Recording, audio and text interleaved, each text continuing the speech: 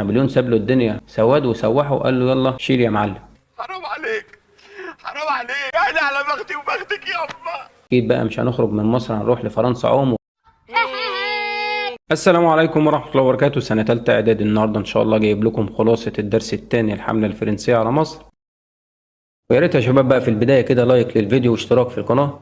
صدقني اشتراك في القناة أو لايك للفيديو أو كومنت مش هيكلفك أي حاجة. ويلا بينا نبدأ. بالنسبة لنتائج حملة الشام فشلت، وطبعا السبب لعدم تمكن نابليون في فتح عكا. بعد كده بقى اضطر نابليون بعد فشل الحملة العودة إلى مصر. أثناء عودته كان وصلت بقى اللي هي الحملة البحرية الأسطول العثماني اللي جاي من جزيرة رودس. وصلت حملة إلى أبو قير ودارت بينهم وبين القوات الفرنسية معركة أبو قير البرية يوليو عام 1799. والنتائج المترتبة بقى على معركة أبو قير البرية هزيمة العثمانيين. خلي بالك بقى من حاجة بالله عليك، في معركة أبو قير البحرية اللي احنا قعدنا نغني في نتائجها راب وعملنا حاجات كتير عشان نحفظها. طيب معركة أبو قير البرية كلمتين، هزيمة العثمانيين، كانت بين الجيش العثماني والجيش الفرنسي وانتهت بهزيمة العثمانيين. طيب أثناء معركة أبو قير البرية قرر نابليون إن هو يرحل سرا إلى فرنسا. ده الراجل جه سر ورحل برضه سر. طب ايه اللي خلاه يرحل بقى فجأة كده؟ بسبب تحالف الدول الأوروبية ضد فرنسا.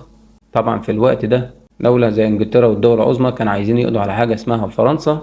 فطبعا بقى قائد زي نابليون بونابرت مش هيقدر ان هو يسيب دولته في أزمة زي دي. بقى خلاص اعتبر الموضوع في مصر منتهي، فقرر ان هو يرحل سرا، بنقول كده بسبب تحالف الدول الأوروبية ضد فرنسا. طب لما رحل نابليون بقى ترك أمر الحملة لنائبه كليبر. وهنا بقى كليبر تولى قيادة الحملة والأخطار تهددها من كل جانب. زي ما بنقول كده بالبلدي، نابليون ساب له الدنيا سواد وسوحه وقال له يلا شيل يا معلم. حرام عليك، يعني على بختي وبختك يابا. فهنا بقى الجزئية دي بيجي لي فيها سؤال بطريقتين والإجابة حاجة واحدة. يجي يقول لي تولى كليبر الحملة والأخطار تهددها، أو يقول لي أدرك كليبر استحالة بقاء الحملة. هنقول بسبب تناقض عدد الجيش الفرنسي، إرسال الدولة العثمانية حملة جديدة، عودة المماليك للمقاومة، وتجدد ثورات المصريين. طبعا لو قال لك ايه الدليل ان كليبر لما تولى الحملة كانت الأخطار بتهددها من كل جانب، هتقول طبعا هنا الأخطار الأربعة اللي احنا لسه قايلينهم. لو قال لي بما تفسر أدرك كليبر استحالة بقاء الحملة، ليه هو كان مدرك إن الحملة دي خلاص شكرا كده انتهت؟ طبعا برضك هنقول نفس الكلام. الجيش احنا قلنا ده دخول مصر بقى وشبرخيت وإمبابة ومقاومة أهالي الصعيد وحملة الشام ومعركة أبو قير البرية، فعدد كبير من الجنود الفرنسيين مات في المعارك اللي فاتت دي. زائد ان الدولة العثمانية بعد الحملتين اللي بعتتهم فشلت، قررت ان هي ترسل حملة جديدة. مصر ولاية تابعة ليها مش هتسيبها. زائد ان المماليك بقى اللي موجودين اللي في الصعيد رجعوا هم كمان يقاوموا. زائد ان المصريين مش هيفوتهم بقى ان هم يبقى ليهم دور، فتجددت ثورات المصريين. سؤال مهم، إجابة تانية كده، السبب اللي خلى كليبر يدرك كده ان الحملة دي مستحيل ان هي تكمل، او بنقول ايه الدليل ان الاخطار بتهددها؟ الاخطار اللي هي تناقص عدد الجيش الفرنسي، ارسال الدولة العثمانية حملة جديدة، عودة المماليك للمقاومة، وتجدد ثورات المصريين. طيب إدراك كليبر بقى استحالة بقاء الحملة، لو جالي بما تفسر بقول الإجابة دي. طب لو قال لي ما النتائج المترتبة على إدراك كليبر استحالة بقاء الحملة، فاوض مع الدولة العثمانية في معارض باسم معاهدة العريش. يجي يقول لي كده بما تفسر عقد كليبر معاهدة العريش مع الدولة العثمانية، زي ما لسه قايل، لإدراك استحالة بقاء الحملة الفرنسية في مصر. طيب ايه شروطها؟ اتفقوا على ايه؟ اتفقوا على خروج الحملة الفرنسية بجنودها إلى فرنسا على نفقة الدولة العثمانية. كليبر كده اتفق مع العثمانيين. دلوقتي السفن بتاعتنا اتحطمت في معركة أبو قير البحرية، أكيد بقى مش هنخرج من مصر، هنروح لفرنسا عوم والقصة دي. فاتصرفوا. الدولة العثمانية قالت لك احنا مش قادرين ننتصر عليهم في أي معركة، فيا سيدي مش هتيجي على شوية سفن وأكل وشرب نغورهم في داهية من البلد. وكانت الدنيا ماشية عسل وزي الفل بعد ما اتفقوا. لكن يقوم مين بقى اللي هو عدو فرنسا اللي عايز يدمرها؟ اللي هي بريطانيا. النتائج معاهدة العريش بين كليبر والأتراك أنها فشلت بسبب رفض بريطانيا الاتفاق، وطلبت استسلام الجيش الفرنسي كأسرى حرب. فطبعا رفض كليبر. يبقى ما يجي يقول لي كده ما النتائج المترتبة على معاهدة العريش، هنقول له فشلت. طب ايه سبب فشلها؟ رفض بريطانيا الاتفاق وطلبت استسلام الجيش الفرنسي كأسرى حرب، فرفض كليبر. عندي بعد كده بقى كليبر بعد ما بريطانيا بوظت الدنيا خالص وبوظت المعاهدة، هاجم القوات العثمانية وعادها متقهقرة إلى بلاد الشام، بعد أن كان سمح لها بالدخول إلى القاهرة. خلاص بقى بيسلمهم البلد، التانيين اتدخلوا بوظوا الدنيا، فقام محاربهم ومرجعهم تاني للشام. بعد ما خلص بقى كليبر من القصة دي، اتفاجئ بثورة في القاهرة اللي هي ثورة القاهرة التانية. خلي بالك ثورة القاهرة الأولى كانت أثناء قيادة نابليون، التانية هنا بنقول أثناء قيادة كليبر. الحاجات دي شغل كله امتحانات ركز فيه. ثورة القاهرة الأولى كان مركزها الأزهر الشريف، التانية هنا حي وبلاء، وبتيجي كتير أوي في الامتحان الحاجات دي ركز فيها. طيب هنا بالنسبة بقى لأحداثها، قامت الثورة بزعامة مين بقى؟ السيد عمر مكرم. في طلبة بتتلخبط ما بين محمد كريم وعمر مكرم، لا عمر مكرم ده مكمل معانا شوية، وبالنسبة محمد كريم بقى اللي هو حاكم الإسكندرية وأعدم مرميا برصاص زي ما قلنا في اللي فات، لكن بقى السيد عمر مكرم نقيب الأشراف وقائد ثورة القاهرة الثانية.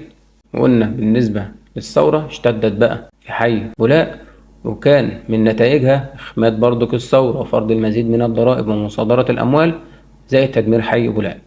هنا مش جايب لي تفاصيل عن الأسباب، جاب لي النتائج على طول. في ثورة القاهرة الأولى قال لي أسباب ونتائج، هنا قال لي نتائج بس. وفي الثورتين قال لي إخماد الثورة، تمكن كليبر من إخماد الثورة، زائد إن هو بقى فرض المزيد من الضرائب وقام بمصادرة الأموال، برضك الناس اللي ساعدت الكلام ده صادر أموالهم، زائد إن هو قام بتدمير حي ولاء.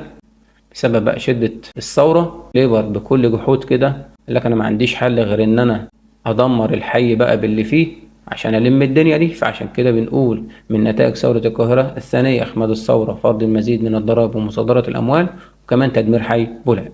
طيب بعد ثورة القاهرة الثانية قتل كليبر على يد مين بقى؟ سليمان الحلبي، وكان أحد طلاب الأزهر. وبعد مقتل كليبر تولى مينو أمر الحملة. لما يجي يقول لي كده من هو قام بقتل كليبر هنقول سليمان الحلبي. طب تولى قيادة الحملة بعد مقتل كليبر هنقول له مينو.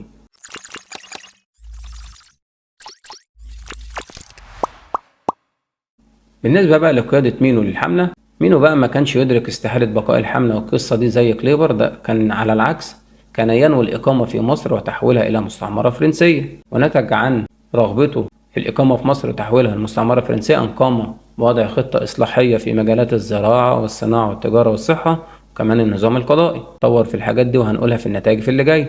لكن أرسلت إنجلترا أسطولا حربيا إلى أبو قير في فبراير عام 1801 لإخراج الحملة الفرنسية من مصر.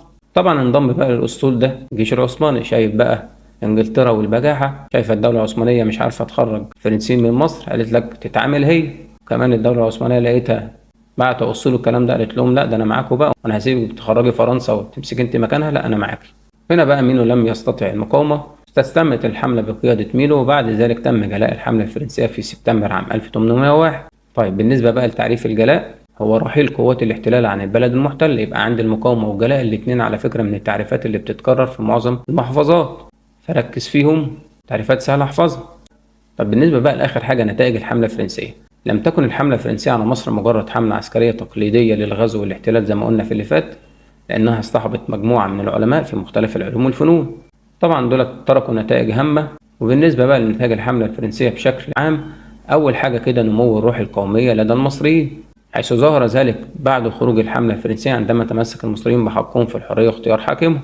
طبعا زي ما بنقول كده نمو الروح القومية بالبلد كده، الحملة دي فوقت المصريين لما شافوا محتل جديد بقى مش نفس اللغة بقى، مش عربي زيهم والقصة دي، فهنا قال لك لا، طب ممكن العثمانيين والمماليك عرب زينا ومسلمين والقصة دي تمشي، لكن دولت لا، استحالة ان احنا نسيبهم يقعدوا. فعشان كده بنقول نمو الروح القومية. ومش بس كده بقى، ده المصريين ادركوا ان هم من حقهم يطالبوا بقى بالحرية قصاد الدولة العثمانية نفسها، وكمان هم اللي يحددوا من حاكمهم. لما نعرف الكلام ده كله بتفاصيله في درس ثورة الشعب المصري وتولية محمد علي. بنقول كده نمو الروح القومية. لو جات لي النتيجة دي في شكل سؤال دليل هنقول حيث ظهر ذلك بعد خروج الحملة الفرنسية عندما تمسك المصريين بحقهم في الحرية واختيار حاكمهم. برضك من نتائج الحملة رقم 2 توجيه أنظار الدول الأوروبية لأهمية موقع مصر الجغرافي والاستراتيجي، خاصة دولة إنجلترا. طبعا الدليل على كده إن إنجلترا بقت موجودة تنحى مش عايزة تمشي. الدول الأوروبية ابتدت تركز كده مع مصر، إيه مصر اللي فرنسا وإنجلترا والدولة العثمانية والدول دي كلها بتتصارع عشانها، فده معنى كلمة توجيه أنظار الدول الأوروبية لأهمية موقع مصر، طبعا خاصة إنجلترا. عند النتيجة الثالثة تطوير نظم الحكم والإدارة، بليون شاء دواوين مثل الديوان العام ودواوين الأقاليم وديوان القاهرة لتدريب الأعيان والعلماء المصريين على نظام مجالس الشورى. ودي برضو جت قبل كده سؤال، ما رأيك قيام نابليون بإشراك الأعيان والعلماء المصريين في الديوان العام؟ طبعا دي كانت حاجة إيجابية، فبتقول له رأيك كده، أرى أن ذلك عمل إيجابي ساهم في تدريب المصريين على نظام مجالس الشورى. طيب بالنسبة لرقم 4 دي من أهم نتائج الحملة طبعا اللي هي العلمية والثقافية. أول نتيجة كده دراسة شق قناة تربط بين البحر الأحمر والمتوسط. 2 تأليف كتاب وصف مصر. 3 اكتشاف حجر رشيد الذي نتج عنه التعرف على التاريخ المصري القديم. رقم 4 إنشاء المجمع العلمي المصري. يبقى اما يجي يقول لي كده دلل كان للحملة نتائج علمية وثقافية، أو بما تفسر تعد النتائج العلمية والثقافية أبرز نتائج الحملة. هنقول بسبب: 1. دراسة شق قناة تربط بين البحرين الأحمر والمتوسط. 2. تأليف كتاب وصف مصر. 3. اكتشاف حجر رشيد. 4. إنشاء المجمع العلمي المصري. طبعا بقى بنقول إن الحاجات دي مهمة جدا، لأن كان أصحاب فكرة حفر قناة تربط بين البحر الأحمر والبحر المتوسط، طبعا اللي هي قناة السويس دلوقتي، كان الفرنسيين. طيب تأليف كتاب وصف مصر اللي اتكلم عن تاريخ مصر من أيام الفراعنة كده لحد زمن الحملة الفرنسية، فكتاب مهم جدا بالخرائط اللي فيه، هذه من النتائج المهمة جدا. رقم 3 بقى، وحاجة مهمة أوي أوي أوي، اكتشاف حجر رشيد. أثناء معركة أبو قير كده أحد الضباط لقى حجر كده أثري، فبعتوا طبعا للعلماء اللي قلنا بقى إن هم جايين أهل تخصص، فقدر العالم ده إن هو يترجم اللغة اللي موجودة، طبعا كانت لغات مصرية قديمة زي الهيروغليفية وغيرها، فقدر بقى هنا المصريين يترجموا الكتابة اللي موجودة بقى على المعابد والأهرامات اللي هم كانوا نسيوها طبعا من أيام الفراعنة بقى لحد الفتح الإسلامي والكلام ده. المصريين ما يعرفوش الرسومات اللي بتبقى موجودة بقى على المعابد وداخل الأهرامات والقصص دي كلها، لكن بقى اللي قدر يساعدهم في ترجمة الكلام ده وكمان خلاهم يتعرفوا على التاريخ بقى من خلال الكتابات اللي موجودة ده، اللي هو أحد العلماء. فما النتائج المترتبة على اكتشاف حجر رشيد؟ التعرف على التاريخ المصري القديم. رقم 4 بقى إنشاء المجمع العلمي المصري، وطبعا ده بقى نابليون زي ما احنا قلنا كده كان جايب معاه علماء وفي أبحاث والقصص دي كلها، فعمل لهم حاجة كده زي المكتبة اللي هي المجمع العلمي. طب لو قال لك كده ما رأيك، شوف جايب لك كام سؤال ما رأيك. أسئلة ما رأيك دي من الحاجات اللي بتتكرر والطلبة بتشتكي منها. كل القصة في ما رأيك إن هو بيشوف حضرتك كده فاهم ولا لأ. يقول لك مثلا اصطحاب نابليون لمجموعة من العلماء في حملته على مصر، أنت شايفها إزاي؟ إيه رأيك فيها؟ طبعا إحنا لسه قايلين العلماء بقى باكتشاف حجر رشيد والكلام ده، دي في النتائج العلمية حاجات مهمة جدا. وجود علماء كان له دور. تقول له كده أرى أن ذلك ترك نتائج هامة لمصر، ومنها بقى هتقول له اكتشاف حجر رشيد، إنشاء المجمع العلمي المصري، تأليف كتاب وصف مصر، دراسة شق قناة والقصة دي كلها. عندي بالنسبة لآخر نتائج القيام بإصلاحات اقتصادية واجتماعية. طبعا الجزئية اللي هنقولها كده هنقولها سريعا وهلخصها لك بسؤال دلل، وعشان السؤال ده جه في امتحان القاهرة من كام سنة وابتدى يتكرر في كتير من المحافظات.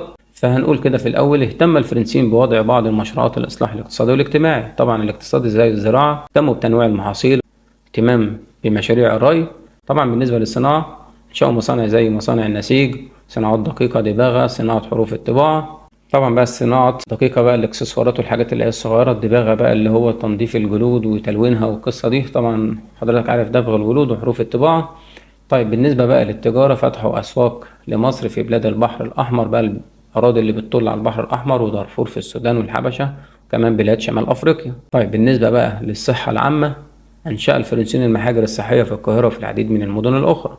طبعا المحاجر الصحية دي اللي هي تصغير بقى للمستشفيات اللي في البعض كده بنسميها مستوصفات، يبقى مكان صغير كده فيه تخصصات مختلفة، بقى فيه أطباء سنان بقى وباطنة وجلدية وغيرها من التخصصات. قلت لك بقى الجزئية اللي فاتت دي نقولها في شكل سؤال وإجابته هتكون مبسطة: اهتم الفرنسيون بمشروعات الإصلاح الاقتصادي والاجتماعي. هتقول كده: حيث اهتموا بمشروعات الري وتنويع المحاصيل، أنشأوا مصانع وأسواق خارجية ومحاجر صحية. طيب بالنسبة بقى للنتائج، احنا قلنا كل نتيجة وقلنا شوية تفاصيل تخصها. طب لو قال لي ما النتائج المترتبة على الحملة الفرنسية، طبعا انت مش هتكتب النتائج بتفاصيلها، محدش هيقدر يعمل كده، فهتكتب العناوين الرئيسية اللي احنا لسه قايلينها، زي نمو الروح القومية عند المصريين، توجيه أنظار الدول الأوروبية لأهمية موقع مصر خاصة إنجلترا. رقم 3 نتائج علمية مثل تأليف كتاب وصف مصر، اكتشاف حجر رشيد. رقم 4 تطوير نظم الحكم والإدارة والقيام بإصلاحات اقتصادية واجتماعية. طيب بالنسبة لجزء بقى ترتيب الأحداث، ده بيجي ساعات في بعض المحافظات. فبالنسبة للأحداث كده بترتيبها في الدرس ده: طبعا مجيء الحملة الفرنسية، بعد كده احتلالها أول حاجة للإسكندرية، بعد كده معركة شبرخيت، وبعد كده إمبابة، بعد كده أبو قير البحرية، ثورة القاهرة الأولى، الحملة الفرنسية على الشام، مذبحة يافا البشرية، موقعة أبو قير البرية، وأثناء الموقعة دي أو المعركة دي تم اكتشاف حجر رشيد. بعد الكلام ده كله طبعا وبعد رحيل نابليون معاهدة العريش، ثم ثورة القاهرة الثانية، مقتل كيبر وتولي مينو، وبعد كده رحيل الحملة الفرنسية. كده يا شباب أكون خلصت درس النهاردة، أتمنى تكونوا استفدتوا، ويا ريت يا شباب اشتراك في القناة ولايك للفيديو وكومنت، والسلام عليكم ورحمة الله وبركاته.